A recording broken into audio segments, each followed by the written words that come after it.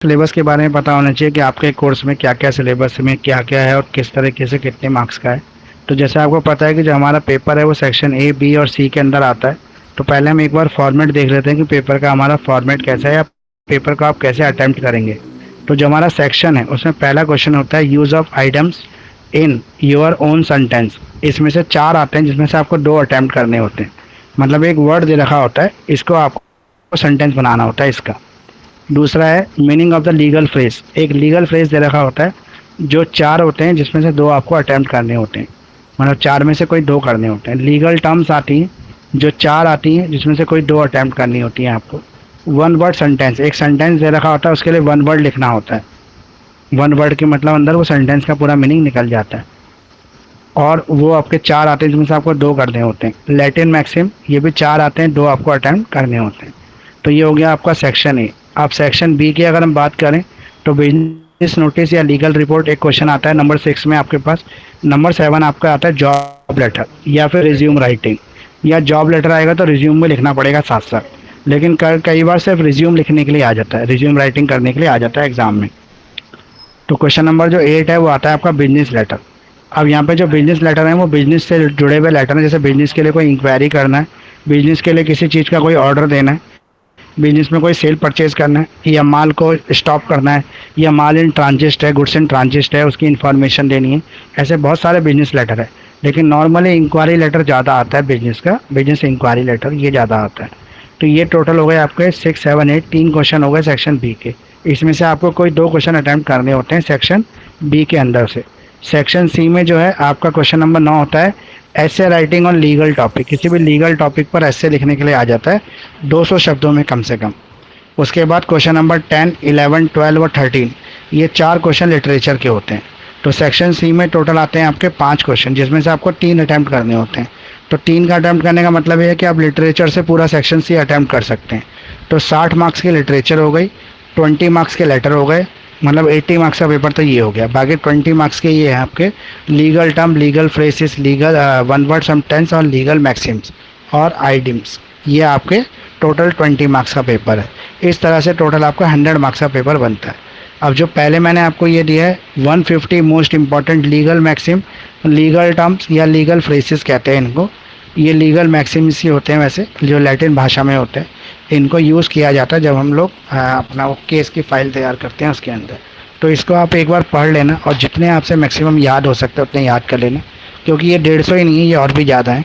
इसमें से कौन सा आएगा एग्ज़ाम में ये कह नहीं सकते, लेकिन ये वाले वो हैं जो कई सालों से एग्ज़ाम में आ रहे हैं, उसी को मैंने यहाँ पे इकट्ठा करके लिख दिया है। लेकिन ये कोई गारंटी नहीं कि इनमें से आएगा। तो लीगल मैक्सिम जो है कम से कम 500 या 700 होंगे, ये ज़्यादा भी हो सकते हैं, उसमें से कुछ भी आ सकता है। लेकिन फिर भी अगर आप ये कर लेते हैं तो हो सकता है कि आपको इसमें से काफ़ी क्वेश्चंस मिल जाएँ।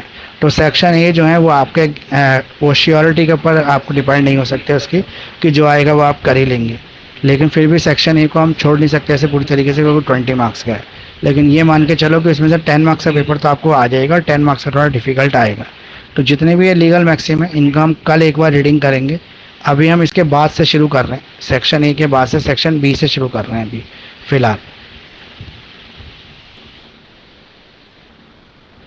सेक्शन बी में जो हमारा पहला क्वेश्चन मैंने यहाँ पे लिखा है वो है लेटर राइटिंग। अब लेटर राइटिंग में सबसे पहले मैं जॉब लेटर आपको लिख रहा हूँ। तो जॉब लेटर का फ़ायदा ये है कि इसका जो फॉर्मेट है वो फिक्स है, हर बार आपको इसी तरीके के फॉर्मेट को लिख देना, चाहे किसी भी जॉब के लिए एप्लीकेशन आए। और रिज्यूम राइटिंग का फॉर्मेट भी फिक्स रहता है। तो जॉब लेटर या जॉब एप्लीकेशन जो है उसका फॉर्मेट कैसा होगा, सबसे पहले सेंडर का एड्रेस आएगा। सेंडर मतलब आपका एड्रेस आएगा, क्योंकि आप ये एप्लीकेशन जो है लिख रहे हैं जॉब के लिए, या फिर उसमें अगर क्वेश्चन में दे रखा है कोई सेंडर एड्रेस तो आपको वो एड्रेस लिखना पड़ेगा। फिर उसके पास डेट आएगी, डेट उस डेट की आएगी जिस डेट को आप ये लेटर लिख रहे हैं। अगर क्वेश्चन में कोई डेट दे रखी है तो वो लिख लेना, कोई भी डेट नहीं दे रखी तो आप एग्जामिनेशन की डेट डाल सकते हैं। रिसीवर एड्रेस, रिसीवर में वो एड्रेस आएगा जिस कंपनी के नाम आप लेटर लिख रहे हैं। फॉर एग्जांपल अगर आप टाटा इंटरप्राइजेस लिख रहे हैं तो आएगा द मैनेजर टाटा इंटरप्राइजेस। आप मैनेजर को लिख रहे हैं, बिजनेस मैनेजर को लिख रहे हैं, सीईओ को लिख रहे हैं, वो क्वेश्चन में आपको दिया होगा, वहीं से आपको वो चीज़ देखकर अटैम्प्ट कर लेनी है, कॉपी करके वहाँ पे पेस्ट कर देना है। मतलब जो भी होगा उसको लिख देना है वहाँ पे देखकर क्वेश्चन में से ही। सब्जेक्ट में जो है वो आएगा आपका application for the post of, यहाँ पे आपको नाम भर देना है उस पोस्ट का जिस भी पोस्ट के लिए ये एप्लीकेशन दे रखी है। फिर आएगा आपका सैल्यूटेशन। सैल्यूटेशन लिखना नहीं है, ये मैंने आपके लिए बताया। जहाँ पे आएगा आपका सर या मैडम। अगर वो किसी सर को लिख रहे हैं तो सर आएगा, अगर मैडम को लिख रहे हैं तो मैडम आएगा। लेकिन अगर क्वेश्चन में ये क्लियर ही नहीं है कि सर है या मैडम है, तो आप अपनी मर्जी से कुछ भी लिख सकते हैं, सर भी या मैडम भी। In the response to your advertisement in, यहाँ पे न्यूज़पेपर का नाम आएगा सबसे पहले। In the Hindustan Times, in the Times of India, कोई भी न्यूज़पेपर है उसका नाम आएगा। फिर वो डेट आएगी जिस डेट को ये एडवर्टाइजमेंट में अखबार में एक खबर छपी थी। अगर न्यूज़पेपर का नाम उस क्वेश्चन के अंदर दे रखा है तो आप वहाँ से कॉपी कर लेना। अगर नाम नहीं दे रखा तो आप किसी भी न्यूज़पेपर का नाम अपनी मर्जी से डाल सकते हैं। डेट अगर उसमें दे रखी है ऐड आने की तो वो डेट लिख देना। अगर डेट नहीं दे रखी तो अपनी मर्जी से कोई भी डेट डाल देना। फॉर द पोस्ट ऑफ, ये वही पोस्ट का नाम आएगा जिस पोस्ट के लिए आप एप्लीकेशन लिख रहे हैं। बोला एग्जांपल मान लो लीगल एडवाइज़र, तो लीगल एडवाइज़र लिखना पड़ेगा। In your company, enterprises, firm, जो भी क्वेश्चन में दे रखी है वो आएगा। I wish to offer my candidature for the same, for the same भी लिख सकते हैं, या फिर उस पर्टिकुलर पोस्ट का नाम भी लिख सकते हैं।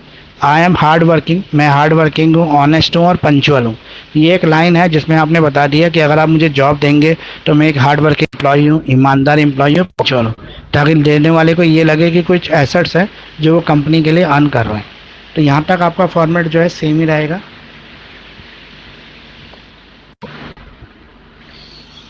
सिर्फ आपको चुनिंदा ब्लैंक्स भर देने। अब नेक्स्ट पैराग्राफ आपका रहेगा, please find and close my biodata for the same purpose, for the set purpose. इस पर्पस के लिए मैं अपना बायोडाटा लगा रहा हूँ, आप उसको देख लें एक बार। If given a chance to serve you, अगर मुझे मौका दिया गया आपको सर्व करने का, तो I assure you that I shall work at most sincerity and dedication, तो मैं पूरी ईमानदारी से और पूरे डेडिकेशन के साथ काम करूँगा। Hoping for the favourable respond, मैं उम्मीद करता हूँ, आशा करता हूँ कि आप मुझे मौका ज़रूर देंगे। यूअर्स ट्रूली, ट्रूली लिख के अपना नाम लिख देना यहाँ पर। डेट ऑफ राइटिंग ऊपर आ चुकी है इसलिए यहाँ नहीं लिखनी है। अब अगली हेडिंग आएगी आपकी रिज्यूम राइटिंग। रिज्यूम राइटिंग के बाद मनीष पांडे, मतलब जो बंदा लिख रहा है, जो जिसकी एप्लीकेशन है उसका नाम आएगा। अगर क्वेश्चन में नाम दे रखा है तो वही नाम लिखना, अगर नाम नहीं दे रखा तो आप कोई भी नाम लिख सकते। फिर मोबाइल नंबर आएगा उस व्यक्ति का जो इस लेटर को लिख रहा है। फिर ईमेल आईडी भी उसी का आएगा जो लिख रहा है। फिर उसका लिंक्डइन कोई प्रोफाइल आईडी हो तो वो भी आ जाएगा यहाँ पर। उसके बाद फिर अगली हेडिंग आएगी career objective. Obtain a responsible position in an organisation with the best capabilities, skills and knowledge. ये आपने बताया कि अगर आपको मौका दिया गया किसी ऑर्गेनाइजेशन में तो आप किस तरीके से काम करेंगे।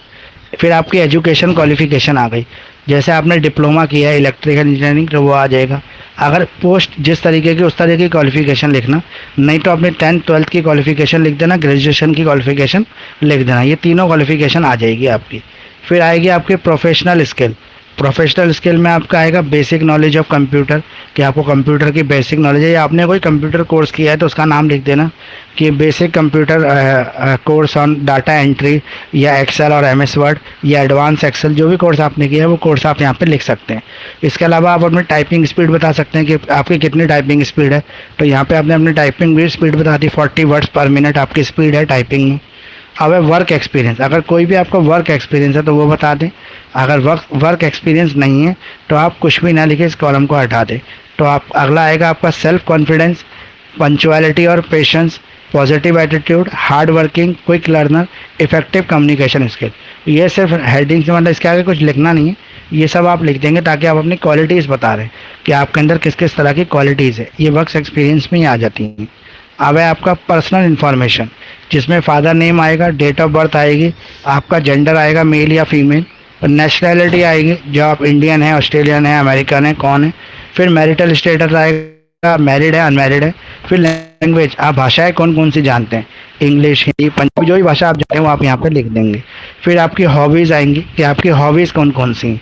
फॉर एग्जांपल आपको रीडिंग बुक्स करना अच्छा लगता है, राइटिंग ब्लॉग्स करना अच्छा लगता है, या मूवीज़ देखना अच्छा लगता है, जो भी अच्छा लगता है जॉब के अकॉर्डिंग आप इसमें भर दें। अब आएगा डिक्लेरेशन लास्ट में। डिक्लेरेशन में लिखते हैं I hereby declare that all of the above mentioned information is true to the best of my knowledge and the belief, यानी कि मेरी जानकारी के अनुसार मैं जो भी यहाँ पे इन्फॉर्मेशन दे रहा हूँ वो करेक्ट है, वो सही है। यहाँ पे प्लेस लिख दें, जगह का नाम लिख दें और डेट लिख दें, सिग्नेचर कर दें यहाँ पे। अब ये लेटर कंप्लीट हो गया आपका, जिसे कहते हैं जॉब लेटर। तो जॉब लेटर ज़रूर आता है, हर बार ही आता है, हर बार रिपीट ही होता है, तो इसलिए ज़रूर कर लें, क्योंकि जॉब लेटर आने के 100% चांस हैं, जॉब लेटर आता ही आता है। अब अगला जो जैसे बिजनेस लेटर है, तो बिजनेस लेटर में ज़्यादातर एग्जाम में बिजनेस इंक्वायरी लेटर ही आता है। तो बिजनेस इंक्वायरी लेटर का ये फॉर्मेट है जो मैं आपको बता रहा हूँ। फ्रॉम, सबसे पहले तो आप उस कंपनी का नाम लिखें जो लेटर लिख रही है, फिर डेट डालें जिस डेट को आप लेटर लिख रहे हैं, फिर टू में उस कंपनी का नाम लिखें जिसको आप लेटर भेज रहे हैं, फिर सब्जेक्ट में लिखें बिजनेस इंक्वायरी लेटर। अब इसके आगे जिस चीज़ की इंक्वायरी है वो भर दें। डियर, डियर के आगे रिसीवर का नाम लिख सकते हैं, डियर राजेश, मोहन, महेश, ये हो सकता है। अगर कोई भी नाम नहीं दिया तो डियर सर कर दें। We would like to buy a lot of dash product. अब डैश जो प्रोडक्ट का नाम है वो लिख दें। जैसे आपका मतलब प्रोडक्ट है आपका, मान लो आपके खिलौने हैं तो टॉयस लिख सकते हैं आप, wooden toys, plastic toys, fabric toys, जो भी चीज़ आपकी है, कपड़े हैं, लेडीज सूट्स हैं, वो सब आप प्रोडक्ट का नाम जो भी दे रखा होगा वो यहाँ पे आप लिख देना। We would like to see your company catalogue which has the detail of all the product that you manufacture. तो मैं चाहता हूँ कि आप मुझे अपनी कंपनी की कैटलॉग दिखाएं या भेजें, ताकि मुझे पता लग सके कि आपकी कंपनी किस किस प्रोडक्ट को बना रही है, कौन सा प्रोडक्ट आपकी कंपनी मैन्युफैक्चर कर रही है। We will go through it, हम इसको देखेंगे, and see if any product meet our requirement, क्या कोई प्रोडक्ट हमारी रिक्वायरमेंट को पूरा करता है। We have a huge requirement, हमारे पास बहुत बड़ी रिक्वायरमेंट है, and we hope that you will be able to meet our demand, और हम उम्मीद करते हैं, आशा करते हैं कि आप हमारे डिमांड को पूरा करेंगे। We are in search of dash, अब अपनी रिक्वायरमेंट लिख दें, जो भी रिक्वायरमेंट आपकी, जैसे आपकी 1000 प्रोडक्ट्स इस चीज़ के चाहिए आपको, जो भी आपकी रिक्वायरमेंट है वो अकॉर्डिंग टू क्वेश्चन आप डाल दें। We would like to know if you make a custom made product as per the requirement within the stipulated time. आप उसको बोलें कि आप मुझे जिस तरह के प्रोडक्ट मैं चाहता हूँ कि आप प्रोडक्ट मुझे सप्लाई करेंगे, और within the time limit, जो टाइम लिमिट है उसके अंदर ही सप्लाई कर देंगे। In case we like your design, अगर हमें आपका डिज़ाइन पसंद आए, आपका प्रोडक्ट हमें पसंद आया, we would like to place an order, तो हम अपना ऑर्डर प्लेस कर देंगे। And we would work out the pricing in person, हम मिलकर भी बात कर सकते हैं प्राइसिंग की।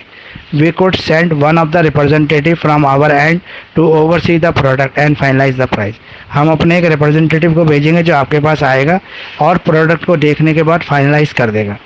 We shall discuss the further matter after you send the catalogue, हम बाद में बाकी चीज़ों की बात कर लेंगे जब आप हमें कैटलॉग भेज देंगे। In case of any queries, अगर कोई भी क्वेरीज है तो फील फ्री टू कॉन्टैक्ट में, आप मुझे कॉन्टैक्ट कर सकते हैं। योर सिंसियरली, आपका नाम आ जाएगा, सिग्नेचर आ जाएंगे यहाँ पर। ये आपका बिजनेस इंक्वायरी लेटर हो गया। इस फॉर्मेट को भी याद कर लें, क्योंकि अधिकतर एग्जाम में जो दूसरा लेटर आता है वो बिजनेस इंक्वायरी लेटर आ जाता है। तो 2 लेटर तो आते ही हैं, और कई बार क्या होता है कि 1 नोटिस और 2 लेटर आ जाते हैं। अब दूसरा सैम्पल लेटर है, ये भी इसी तरीके का है, जहाँ पे बिजनेस इंक्वायरी कर रहे हैं हम लोग। इसमें पहले फ्रॉम कंपनी का नाम आ गया, जैसे Rahat Butler, person lift firm और मैस्टिक फॉल्स। डेट आ गया यहाँ पर, 2 आ गया अशले विकलीस, cash furniture, Mystic Falls. Subject आ गया आपका business inquiry letter. Dear mister Wilkes, we have recently open our new office in the Mystic Falls and we would like to buy a lot of wooden furniture which include the table, chair and the desk। यहाँ पे आपने अपनी requirement बता दी कि आपको furniture में किस किस चीज़ की ज़रूरत है।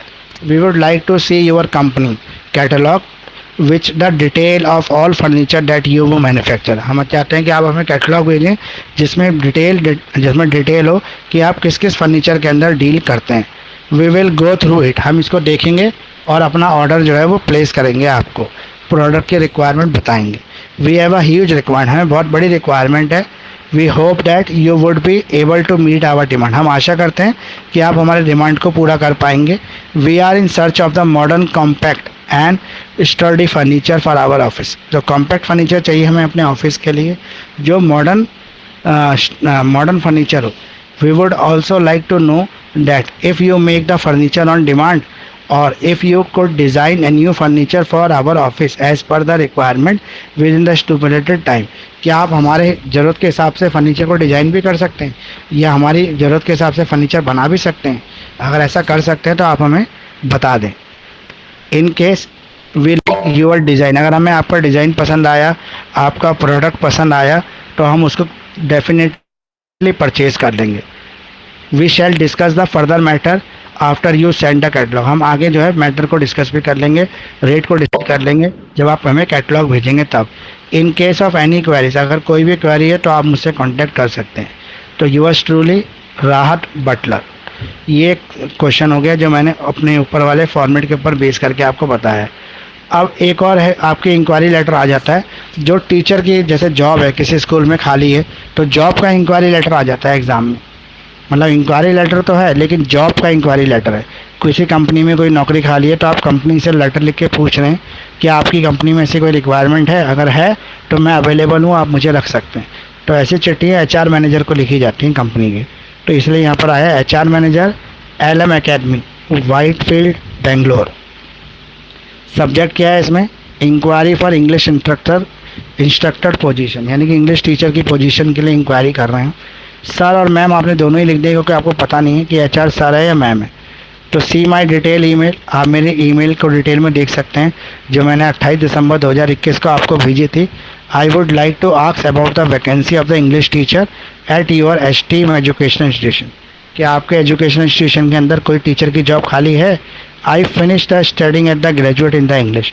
मैंने अभी अपना ग्रेजुएशन जो है इंग्लिश में फिनिश कर लिया। I teach English, have 2 year experience. मेरे पास 2 साल का एक्सपीरियंस है इंग्लिश पढ़ाने का। Working as a English trainer, मैं इंग्लिश ट्रेनर के रूप में काम कर चुका हूँ। I was looking for opportunity to work with an organisation like your to educate the students in collaboration with the various institution. तो मैं एक ऐसे जॉब की सर्च की तलाश में हूँ जहाँ पे मैं किसी एजुकेशन इंस्टीट्यूशन के साथ मिलकर बच्चों को पढ़ा सकूं।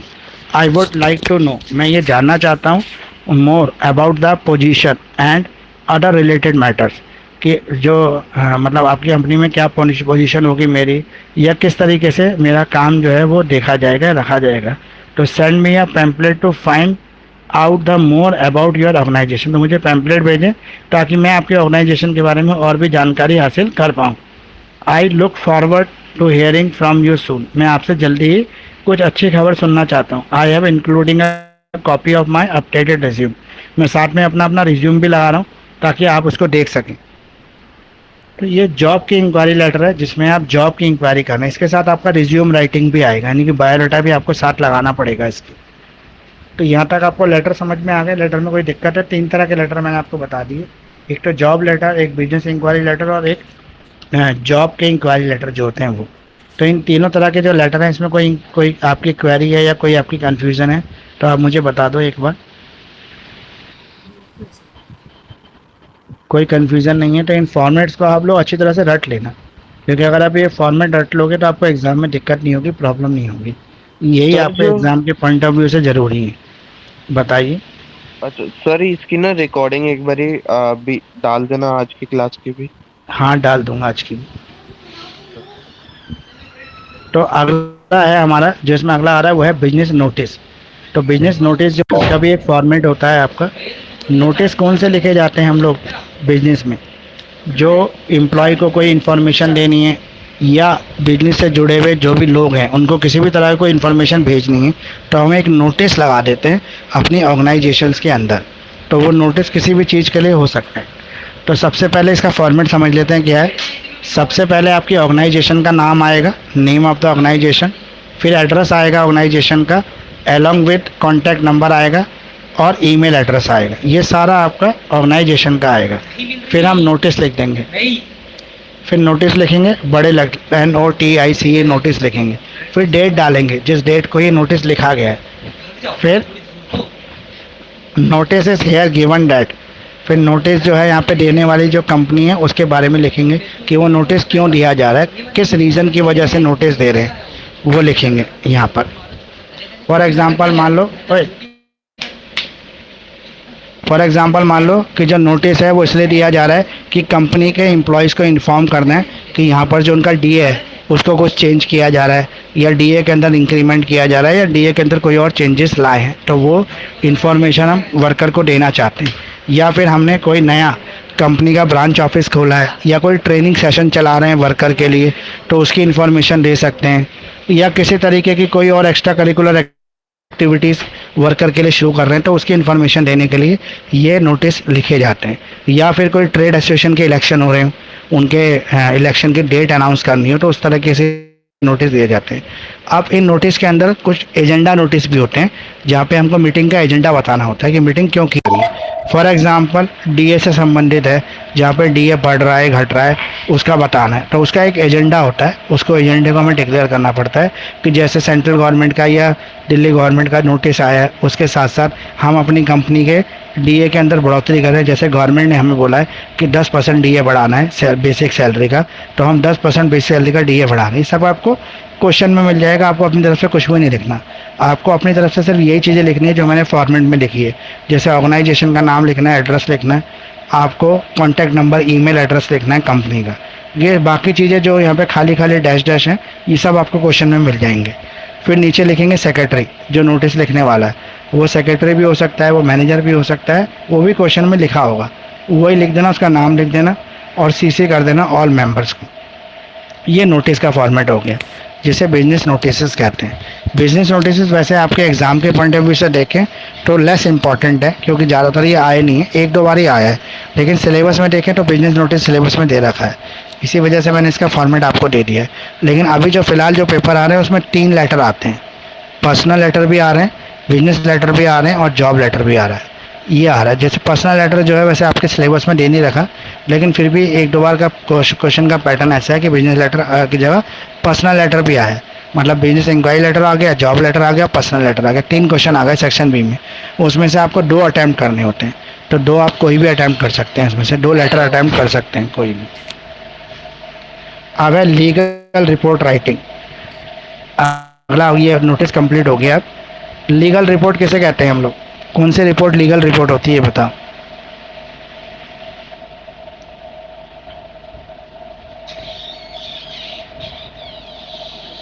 लीगल रिपोर्ट के बारे में कुछ नहीं पता? मतलब कोई भी लीगल मैटर से जुड़ी कोई जानकारी वर्करों के बीच में साझा करनी हो, या किसी टॉपिक के ऊपर जहाँ पे लीगल एक्सप्लेनेशन की ज़रूरत हो, उसके ऊपर कोई रिपोर्ट लिखी जाती है तो वो लीगल रिपोर्ट कहलाती है। तो व्हाट इज़ लीगल रिपोर्ट? तो legal report typically refer to as a legal memorandum या मेमोस होते हैं, design to outline and explanation the legal and the financial issues in a case. Legal memoranda can be explained the legal issue and style to explain the legal issue likely outcome in a neutral format. They can also be framed as persuasion designed to present the best possible case from a specified party perspective. अब format क्या है देखो legal report लिखने का। सबसे पहले आप heading लिखेंगे, जो भी रिपोर्ट की हेडिंग है, जिस टॉपिक पर आप रिपोर्ट लिखने जा रहे हैं लीगल मैटर पर। उसके बाद आप बाय लिखेंगे, बाय मतलब कौन व्यक्ति रिपोर्ट लिख रहा है उसका नाम। अगर एग्जाम में कोई भी नाम नहीं दे रखा तो आप XYZ लिख सकते हैं। फिर आप इंट्रोडक्शनरी लाइन देंगे रिपोर्ट की, जिसमें आप उस मैटर को थोड़ा सा डिस्कस करेंगे, जो भी लीगल रिपोर्ट आप जिस पे लिख रहे हैं। फिर बॉडी ऑफ द रिपोर्ट में उस पूरे का डिस्क्रिप्शन लिखेंगे, जो भी लीगल रिपोर्ट से जुड़े हुआ मैटर है उसके अंदर पूरा डिस्क्रिप्शन के साथ उसको लिखेंगे। फिर उसके फैक्ट्स आप जोड़ देंगे जिनके बेसिस पर लीगल रिपोर्ट बनाई जा रही है। जो इश्यूज़ हैं, क्वेश्चन है जिसमें प्रेजेंट करने हैं, वो सब आप इसके अंदर डाल देंगे। फिर डिस्कशन करेंगे आप इस मैटर को। मतलब इस तरीके से आप रिपोर्ट लिख पाएंगे। 150 वर्ड में आपको रिपोर्ट लिखने के लिए आती है, 150 वर्ड्स में। फिर है आपका सोर्सेज कंसर्न, जहाँ जिस सोर्सेज से आपने ये जानकारी ली है उस सोर्सेज को आप बताएंगे यहाँ पर कि आपने इस लीगल रिपोर्ट को लिखने के लिए आपने इस सोर्स से इन्फॉर्मेशन हासिल की है। फिर लास्ट में जाके आप इसको कंक्लूड करके रिपोर्ट को ख़त्म कर देंगे। तो इसे लीगल रिपोर्ट कहते हैं। ये भी एग्ज़ाम में आता है, लेकिन इसके भी बहुत लेस चांसेस है आने के। ज़्यादातर लीगल ऐसे आता है लिखने के लिए, ऐसे ऑन द लीगल टॉपिक। लेकिन लीगल रिपोर्ट है लीगल ऐसे, दोनों में से एक ही चीज़ आएगी आपके एग्ज़ाम में। अब ये सेक्शन बी कंप्लीट हो गया। अब आ गया सेक्शन सी। तो सेक्शन सी में जो आपके पास है वो सबसे पहले तो लीगल टॉपिक पे ऐसे लिखने के लिए आता है। अब लीगल टॉपिक कुछ मैंने यहाँ पे लिख दिए, लेकिन मैं ये नहीं कह सकता कि यही टॉपिक आपके एग्ज़ाम में भी आ जाएंगे। मतलब मेरा ये कहना गलत होगा कि जो टॉपिक मैं आपको दे रहा हूँ उसी टॉपिक पे आपको एग्जाम में, कुछ भी टॉपिक पे एग्जाम में पूछ लेता है, उसकी कोई लिमिट नहीं है। फिर भी मैंने कुछ इंपॉर्टेंट टॉपिक आपको लिख दिए, जैसे वायलेंस अगेंस्ट वुमेन, मतलब महिलाओं के प्रति जो गैर मानवीय व्यवहार होता है, वायलेंस होता है, मार पिटाई और ये सब। Child right during the lockdown, lockdown के अंदर जो चाइल्ड राइट्स के वायलेशन हुए वो कैसे हुए थे। हेट स्पीच, जो नेता लोग हेट स्पीच दे रहे थे, किसी भी जाति को, समुदाय को टारगेट कर देते हैं। Freedom of speech and expression, जो हमारा संविधान हमें देता है, कॉन्स्टिट्यूशन देता है, वुमेन्स एम्पावरमेंट, महिला सशक्तिकरण, जस्टिस डिलेड जस्टिस डिनाइड, मतलब देर से मिला हुआ न्याय कोई न्याय नहीं होता, उस न्याय का कोई फ़ायदा नहीं है। Protection of the child right in India, India में चाइल्ड राइट कैसे प्रोटेक्ट किए जाते हैं। Protection of human right. ये आपके टोटल 8 टॉपिक जो मैंने दिए। अब मेन जो है आपका 60 मार्क्स का जो है आपका ये नावल है, जिसका नाम है David Copperfield by Charles Dickens. तो ये नावल आपने पढ़ा है, कुछ पढ़ा है इस नावल के बारे में? नॉवल तो नहीं पढ़ा, लेकिन इसे समरी पढ़ी। कुछ वीडियो देखे हैं इसके? तो मैं आपको आज जो है ना व्हाट्सएप ग्रुप में, सॉरी ग्रुप नहीं, आपके व्हाट्सएप पर कुछ लिंक भेज दूंगा जो इस नावल से जुड़े हुए वीडियो है यूट्यूब पर। वैसे आप खुद भी David Copperfield by Charles Dickens करके सर्च करेंगे तो कुछ वीडियोस आ जाएंगे आपके जो यूट्यूब पे वीडियो है। अगर आप 4-5 वीडियो देख लेंगे तो आपको स्टोरी का एक आइडिया मिल जाएगा कि इस स्टोरी में है क्या। वैसे मैंने इसके इंपॉर्टेंट क्वेश्चन तो ऊपर लिखे ही हैं, लेकिन लास्ट में जाके मैंने इसकी समरी इंग्लिश और हिंदी दोनों में लिख दी है। मतलब इस पूरी कहानी को मैंने इंग्लिश और हिंदी में समझाने की कोशिश की है आपको, ताकि आपको पता लग जाए कि इस कहानी में है क्या। क्योंकि ये नावल आपको पढ़ना पड़ेगा। ये नावल कहते हैं कि जो चार्ल्स है उसकी शायद असली जीवन की कहानी के ऊपर बेस है, ये उसकी ट्रू लाइफ स्टोरी के ऊपर ही बेस है ये। तो जैसे पहले मैंने ये लिखा है आपका इंग्लिश में summary, summary in English, right a summary of the David Copperfield by the Charles Dickens. तो ये समरी मैंने पहले इंग्लिश में लिख दी है, इसकी पूरी स्टोरी लिख दी है कि इसके अंदर है क्या क्या, ये कहानी किस तरह से आगे बढ़ती है। फिर मैंने इसी समरी को हिंदी में भी लिख दिया है, हिंदी में ये बता दिया ताकि इंग्लिश में पढ़ने से अगर कहानी समझ में ना आए तो आप हिंदी में पढ़ के कहानी को समझ सकते हैं। तो आज की क्लास में मैं एक बार इस समरी को आपको समझा देता हूँ, फिर क्वेश्चन में अगली क्लास में इसके डिस्कस करूँगा आपके साथ। अभी जो हमने कर लिया आज, जैसे ग्रामर पूरी कर ली है, अभी हमारे लीगल टर्म्स रह गए हैं, वो भी मैं आपको समझाऊंगा। लीगल टर्म, लीगल फ्रेसेस जो है वो भी आपको एक बार बताऊंगा। तो अभी मैं आपको समरी बता देता हूँ, इसकी हिंदी में बता देता हूँ, अभी कल इंग्लिश में बता दूंगा। डेविड कॉपरफील्ड जो है वो चार्ल्स डिकन्स का 8वां उपन्यास है। पुस्तक मूल रूप से 1849 और 1850 के बीच धारावाहिक रूप में निर्मित की गई थी और फिर 1950 में पूर्ण रूप से प्रकाशित हुई। पहले छोटी छोटी करके स्टोरी आई, जैसे धारावाहिक आता है ना, प्लॉटिंग आती है, छोटी छोटी समरी आती है, ऐसे आई, और बाद में पूरी कहानी आई 1950 के अंदर एक नॉवल में पूरा लिखा गया। इसके नामांकित कथाकार के पहले व्यक्ति के दृष्टिकोण से लिखा गया उपन्यास लड़कपन में से मर्दानगी तक के अपने अनुभवों को याद करता है, क्योंकि इनसे कई अनुभव चार्ल्स डिकन्स के जीवन की बारीकी से प्रतिबिंबित करते हैं।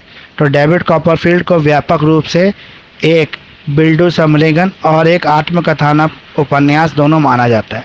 मतलब एक आदमी की खुद की कहानी है इसके अंदर, जिसका नाम है चार्ल्स डिकन्स। उसने अपनी लाइफ स्टोरी के इसमें वर्णन किया है। अपने स्वयं के कार्यों के बीच डिकेसन के पसंदीदा होने के अलावा गरीबी, वर्ग प्रधानाक्रम, अप्रवासन, पतित महिलाओं के उपचार और सहित विक्टोरियन सामाजिक मुद्दों के संवेदनशील विचार के लिए उपन्यास की प्रशंसा की गई है। मतलब इस उपन्यास की चर्चा की है। अब कहानी की समीक्षा कर लेते हैं हम लोग। डेविड अपने पिता की मृत्यु के 6 महीने बाद सफॉक इंग्लैंड में पैदा होता है। 7 साल की उम्र तक वह अपनी युवा माँ कालरा फील्ड कॉपरफील्ड और वफादार हाउसकीपर कालरा पेगेटिट के साथ एक सुखी जीवन व्यतीत करता है। हालांकि उसका जीवन जटिल है जब उसकी माँ एडवर्सन मार्टिन नाम के एक वृद्ध व्यक्ति से मिलती है, जबकि मिस्टर मार्कस्टोन डेविड की मां के साथ प्रेम प्रसंग करते हैं और पेगाटी उसे यॉरमाउथ के समुद्र तट पर एक अजीब हाउस बोट में अपने परिवार के साथ समय बिताने के लिए ले जाता है। पेगाटी के परिवार में उसका भाई है, जो उसके भाई की पूर्व सहकर्मी श्रीमती की विधवा है। गुमिज और कई अनाथ बच्चे, जिनमें हैम्प नाम का एक लड़का है और लिटिल एमिली नाम की एक सुंदर लड़की शामिल है। डेविड अपना अधिकांश समय लिटिल एमिली के साथ समुद्र के किनारे खेलने में बिताता है और उससे प्यार करने लगता है। डेविड लौट कर पाता है कि उसकी मां ने मिस्टर मार्कस्टोन से दोबारा शादी कर ली है और श्री मार्कस्टोन की बहन भी उनके घर में आ गई है। श्री मार्कस्टोन और उनकी बहन डेविड और उनकी मां के प्रति दबंग और अपमानजनक हैं। एक दिन डेविड अपने सौतेले पिता की पिटाई का बदला लेने के लिए मिस्टर मार्स्टोन का हाथ काट लेता है। श्री मार्स्टोन डेविड को सलेम हाउस नामक एक बोर्डिंग स्कूल में भेजकर जवाब देते हैं। सलेम हाउस श्री क्रैकल नाम के एक प्रधानाध्यापक द्वारा चलाया जाता है, जो छात्रों को बुरी तरह पीटने के लिए जाना जाता है। इस शत्रुतापूर्ण वातावरण के बावजूद डेविड टॉमी टेल्स के साथ घनिष्ठ संबंध हो जाता है। एक लड़का जो मोटा और अजीब है लेकिन दयालु है। हालांकि जेम्स स्टूरियोफोर्थ नाम के एक पुराने छात्र द्वारा डेविड को कहीं अधिक रोमांचित है, और स्टीयरफोर्थ सुंदर, धनी और जोड़ तोड़ करने वाला है। वो डेविड खुद को स्टीयरफोर्थ के पक्ष में अर्जित करने की आशा के साथ उपयोग करने की अनुमति देता है। जब डेविड 10 साल का हुआ तो उसे खबर मिली कि उसकी माँ और बच्चे का भाई मर गया, और वह उसके नुकसान के लिए शोक करने के लिए घर लौटता है। कुछ समय के लिए मार्कस्टोन के साथ रहता है, जो उसे जितना संभव हो उतना कम देखने का प्रयास करते हैं। मिस्टर मार्कस्टोन डेविड को लंदन की एक वाइन बॉटलिंग कंपनी में काम करने के लिए भेजते हैं। वहां डेविड अपने मकान मालिक मिस्टर मिकावर और उसकी पत्नी के साथ घनिष्ठ संबंध बनाता है। मिस्टर मिकावर वित्तीय संघर्षों का अनुभव करते हैं और डेविड को इस संघर्षों के बारे में बताते हैं। अपने बिलों को भुगतान करने में असमर्थ मिस्टर मिकावर देनदार की जेल में समाप्त होता है, और डेविड को एक नया घर खोजना होगा। डेविड लंदन में अपनी चाची बैट्सी के पास चला जाता है, जो डेविड को पालने के लिए दान में सहमत होती है। वे जल्दी ही बंध जाते हैं और वे प्यार में उसे ट्रॉट, अपने अंतिम नाम ट्रॉटवुड के नाम के बाद उपनाम देती है। मिस्टर बैट्सी मिस्टर डिक नाम के एक बुजुर्ग व्यक्ति की भी देखभाल करती है, जिन्हें बड़ी पतंग उड़ाने और मेमोरियल नामक एक संस्मरण पर काम करने में मजा आता है। मिस बैट्सी डेविड को डॉक्टर स्टोंग नाम से एक व्यक्ति द्वारा चलाए जा रहे सम्रांत कैंटरबरी स्कूल में भेजती है। डेविड बैट्सी के दोस्त और व्यापारिक सहयोगी मिस्टर विकफील्ड और उनकी बेटी एग्रेसर के साथ रहने चले जाते हैं, क्योंकि एग्रेस की मां की मृत्यु तब हुई थी जब वह बहुत छोटी थी। उसने अपने पिता की देखभाल के लिए खुद को समर्पित कर दिया था। डेविड उसकी दया और निष्ठा और समर्पण की बहुत प्रशंसा करता है, और वे घनिष्ठ मित्र बन जाते हैं। मिस्टर विकफील्ड के साथ ओरियन हिप नाम का एक कपटी कंकाल जैसा दिखने वाला सचिव है, जो लगातार अपनी नियोक्ता की चापलूसी करता है और विनम्र और नीच होने का दावा करता है। डेविड संप्राक के साथ यॉरमाउथ में पेगाटी से मिलने जाता है। एक स्थानीय सराय में वह स्टीयरफोर्थ के साथ फिर से मिलता है। डेविड स्टीयरफोर्थ के परिवार से मिलने जाता है, जिससे उसकी प्यारी विधवा माँ और उसकी कुंवारी चचेरी बहन रोजा डॉर्टन शामिल हैं। इसके बाद डेविड स्टीयरफोर्थ को लिटिल एमिली और हेम की सगाई का जश्न मनाने के लिए पेगटी के परिवार से मिलने जाता है। हालांकि स्टीयरफोर्थ की पेगटी के परिवार के साथ अच्छी बनती है, लेकिन वह हैम का बहुत आलोचक है। डेविड को बाद में पता चलता है कि स्टीयरफोर्थ और हैम को नापसंद करता है, क्योंकि स्टीयरफोर्थ खुद लिटिल एमिली के पीछे वासना करता है। ओरियन हिप मिस्टर विकफील्ड के व्यवसाय पर सत्ता हासिल करता है और मिस्टर विकफील्ड की शराबबंदी को चालक से प्रोत्साहित करता है। अपनी कमजोर स्थिति में मिस्टर विकफील्ड अनिक्षा के उरियाट को भागीदार बनाने के लिए बढ़ावा देता है। उरियाट जल्दी से अपने मालिक को धोखा देना शुरू कर देता है। नतीजन मिस बैट्सी का भाग्य कम हो गया, और डेविड को उसके लिए प्रदान करने के लिए काम खोजना होगा। डेविड लंदन में प्रॉक्टर बनने के लिए इंटर्न है। पार्टनर स्पेनलो जैक्सन के लिए काम कर रहा है। इस इंटर्नशिप के माध्यम से वह मिस्टर स्पेनलो की खूबसूरत युवा बेटी डोरा से मिलता है और प्यार हो जाता है। डेविड डोरा से शादी करता है और पाता है कि वह भोली, बिगड़ैल और हाउसकीपिंग की कला में अकुशल है। डोरा और मिस बैट्सी की देखभाल करने के लिए डेविड माँ स्ट्रॉन्ग के साथ सचिवीय काम करता है। वह पैसे के लिए लघु कथाएं लिखना शुरू भी कर देता है। धीरे धीरे उसकी प्रतिष्ठा का विकास होने लगता है। लंदन में डेविड टॉमी डेंटल्स के साथ फिर से मिलता है और अब एक संघर्षशील वकील है। अपनी प्रेमिका सोफी से शादी करने के लिए पर्याप्त बचत करने का प्रयास कर रहा है। डेविड मिस्टर मिकावर के साथ भी फिर से जुड़ता है और अपने ऋणों से जूझता रहता है। लिटिल एमिली के गायब होने पर संघर्ष छिड़ जाता है। डेविड को पता चलता है कि स्टीयरफोर्थ ने अपने मंगेतर हैम को छोड़कर उसे अपने साथ भागने के लिए राजी कर लिया है। स्टीयरफोर्थ और लिटिल एमिली फ्रांस के दक्षिण में चले जाते हैं, जिसके तुरंत बाद इसके तुरंत बाद स्टेयरफोर्थ उसे छोड़ देता है और वह भ्रम और दिल से टूटने की स्थिति में भटकती रहती है। मिस्टर पेगैटी लिटिल एमिली के लिए दृढ़ता से खोज करता है। लिटिल एमिली के दोस्त मार्था की मदद से मिस्टर पेगैटी उसे खोजने और बचाने में कामयाब होते हैं। इसके तुरंत बाद हैम स्टेयरफोर्थ एक ही तूफान दुखद रूप से मर जाते हैं। स्टेयरफोर्थ एक जहाज पर सवार है जो बर्बाद हो जाता है, जबकि हैम उसी जहाज से दूसरे आदमी को बचाने की कोशिश में डूब जाता है। एक नई शुरुआत की उम्मीद से मिस्टर पेगैटी, लिटिल एमिली और मार्था और मकाइवर सभी ऑस्ट्रेलिया में प्रवास करते हैं। डोरा गर्भवती हो जाती है और संबंधित जटिलताओं से मर जाती है। अपने दुखद को संसाधित करने के लिए डेविड स्विट्जरलैंड के माध्यम से यात्रा करता है और वहाँ उसे एग्रेसर से एक उत्साहजनक पत्र प्राप्त होता है और उसे पता चलता है कि उसके साथ हमेशा से प्यार करता रहा है। डेविड इंग्लैंड लौटता है और एग्रेसर के लिए अपने प्यार का इजहार करता है। उपन्यास के अंत में डेविड ने एग्रेसर के साथ 3 बच्चे हुए हैं और उन्हें 10 साल तक खुशी खुशी शादी की है। तो इस कहानी का सबसे बड़ा कॉम्प्लिकेशन क्या है कि इसमें कैरेक्टर बहुत सारे हैं। इतने सारे कैरेक्टर हैं कि आपको सारे कैरेक्टर याद करना काफ़ी मुश्किल काम हो जाता है, लेकिन ये सारे कैरेक्टर के बारे में आपको थोड़ा थोड़ा तो पता होना ज़रूरी है। 3-3 4-4 लाइन पता होना चाहिए। इसमें कुछ मेन कैरेक्टर है, जैसे चार्ल्स है, यहाँ पे एमिली है, आपका स्टेयरफोर्थ है, पेगैटी है, मैकाइवर है, ये सारे इंपॉर्टेंट कैरेक्टर हैं। इनके बारे में आपको ज़रूर लिखना पड़ेगा। तो एग्ज़ाम में किसी भी कैरेक्टर के बारे में कुछ भी पूछ सकता है। तो ये सबसे बड़ी डिफ़िकल्टी है इस स्टोरी की, जिसे डेविड कॉपरफील्ड कहते हैं। ये एक उपन्यास है जो चार्ल्स डिक्सन ने लिखा था, लेकिन इस उपन्यास के अंदर इतने सारे कैरेक्टर भरे हुए हैं और सारे कैरेक्टरों की जानकारी आपको होनी चाहिए। तो अभी हम इतना ही करेंगे। आपका